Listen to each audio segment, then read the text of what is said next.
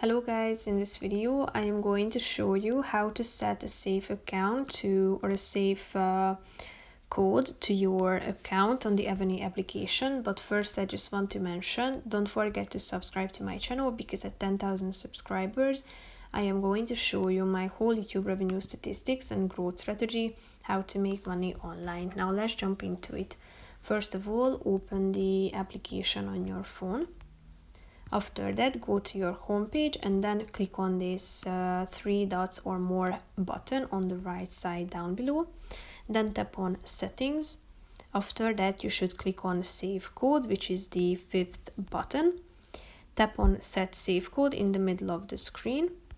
And after that, you should enter your 6-digit save code. Tap on done and then input the save code again, and when you are done, tap on the confirm button and then your save code will be added and set, which will protect your in-game assets as it says at the top. So basically that's it for this video guys. See you in the next one. Bye bye.